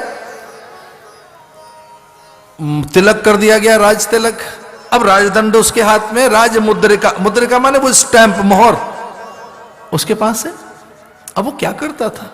तो राज सिंहासन पर बैठने के बाद राजा उठकर खड़ा होता और पता है क्या कहता? अब मुझे कोई दंड नहीं दे सकता, अब मुझे कोई दंड नहीं दे सकता, अब मुझे कोई दंड नहीं दे सकता, मैं स्वयंभू हूं, मुझे कोई दंड नहीं दे सकता। तब धीरे से उठकर धर्मगुरु खड़े होते, धीरे से पूजा का थाल हाथ में लेकर, उसमें गंध, अक्षत, पुष्प, दूर्वा, नदियों का जल। अब नदियों का जल है और उनके हाथ में दूर्वा है, तो दूर्वा कुशा से नदियों के जल को स्पर्श करते हुए और राजा के मस्तक पर धीरे धीरे वो रोली, चंदन, पुष्प वर्षा करते हुए और कहते धीरे से, राजन आपको धर्म दंड दे सकता है, राजन आपको वेद दंड दे सकता है, राजन आपको शास्त्र दंड दे सकते हैं। तो राजा कहता मुझे कोई दंड नहीं दे सकता। तो फिर उस समय के धर्मगुरु, कुल गुरु, श्रेष्ठी और बड़े सामंत आदि खड़े होकर प्रणाम करते और कुल गुरु ऐसा धीरे से, धर्मगुरु धीरे से ऐसा कहते, अक्षत रोली चंदन माथे पर, यशस्वी भव, तेजस्वी भव, आयुष्मान भव कहते हुए कहे राजन आपको धर्म दंड दे सकता है। तो राजा पूछता कब दंड दे सकता है मुझे धर्म? तो साधु संत महात्मा गुरु कहते तब जब आप धर्म भूल जाएंगे, तब जिस दिन धर्म को आप विसार देंगे तो धर्म दंड देगा आपको। तो राजा कहता वो कौन देगा? तो साधु महात्मा कहते वो तो हम भी नहीं जानते, धर्म अपने आप व्यवस्था करेगा, प्रकृति अपने आप व्यवस्था करेगी, नेचर अपने आप कोई जुगाड़ लगाएगी, नेचर देख रही है। और एक और छोटी सी बात है, नेचर को बुद्धू नहीं बनाया जा सकता भैया, ना, कभी नहीं। प्रकृति 3 काम कर रही है, अंकित कर रही है, टंकित कर रही है, संचित कर रही है। आपके यहाँ जो टाइपराइटर होता है ना, जो टंकित कर रहा है, हर चीज अंकित कर रहा है, टंकित कर रहा है, संचित करता है, वैसे सब चीजें बनती जा रही है। तो आपका भोग, भाग्य, प्रारब्ध, जाति, आयु, शील और सब कुछ टोटल जो आपकी लाइफ है वो उसी समय बनती जा रही है, बनती जा रही है, बनती जा रही है। कैसे? जब आप जो देख रहे हैं, सोच रहे हैं, कर रहे हैं, छू रहे हैं, चख रहे हैं, जैसा जो जो जो करते चले जा रहे हो, इस सब का एक हिसाब बनता चला जा रहा है पूरा। तो साधु ऋषि मुनियों के बीच में राजा खड़े होकर कहता कि मुझे कोई दंड नहीं दे सकता। तो उसके ऊपर चंदन, रोली, अक्षत और दूर्वा, थोड़ा सा जल छिड़कते हुए राजा को आशीर्वाद देते हुए साधु कहते हैं, राजन आपको धर्म दंड दे सकता है। तो राजा कहता धर्म माने धर्म, मुझे कैसे दंड दिया जाएगा? तो साधु हौले से सरकाते उसके कान में बात और कहते कि ये तो हमको भी नहीं पता, प्रकृति अपने आप ही कोई जुगाड़ करेगी, कोई व्यवस्था करेगी, कोई ऐसा कुछ ऐसा होगा कि आपको दंड दिया जा सकता है। इति लंघित मर्यादम तक्षक सप्तमे हनि। सारे साधुओं ने विरोध किया, ये अच्छा नहीं किया आपने। शृंगी का घोर विरोध हुआ कि इतना बड़ा धर्मात्मा राजा और उसके लिए इतना बड़ा दंड दे दिया आपने। तो शृंगी कहता है मुझे भी नहीं पता लगा कि मेरी जिह्वा से कब लुढ़कते हुए शब्द निकल गए, मैं ऐसा चाहता नहीं था करना। उनके पिता ने बहुत खेद जताया कि मेरे पुत्र ने इतना भयानक दंड दे दिया राजा को कि 7वें दिन इसकी मृत्यु होगी। एक धर्मात्मा राजा की एक जरा सी तो भूल हुई है राजा से, लेकिन विधि व्यवस्था को चुनौती देना या नियमों को तिलांजलि देना या परंपराओं को भूल जाना या कि सिद्धांतों की घोर उपेक्षा करना, यह प्रकृति को मान्य नहीं हुआ। इसे शृंगी की जिह्वा से लुढ़कते हुए शब्द निकले और उनको जो सूर्य को अर्घ दे रहे थे वो हाथ में जल उबलने लगा। अब कल्पना तो करके देखो कि क्रोध में कितनी भयंकर अग्नि होती है।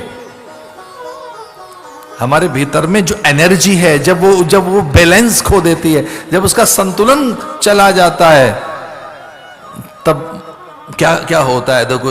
ये जब वो संतुलित रहती है, आपकी एनर्जी संतुलित रहनी चाहिए, आपकी ऊर्जा जब वो असंतुलित होती है तो वो जो भीतर ऊर्जा है वही आग बन जाती है, वो ऊर्जा ही अग्नि बन जाती है। वो फिर उसे कामाग्नि कहें, क्रोधाग्नि कहें, कुछ और कहें। तो हाथ में जल उबलने लगा। अच्छा, कुछ लोग तो होठ कांप रहे होते हैं, खुद कांप रहे होते हैं, खुद हिल रहे होते हैं। कब? जब बहुत गुस्सा होता है तब। एनर्जी नहीं वो कर पा रहे, संभाल नहीं पा रहे, एनर्जी लेवल इस तरह का हो गया। श्राप दे दिया, 7वें दिन तो मर जाएगा।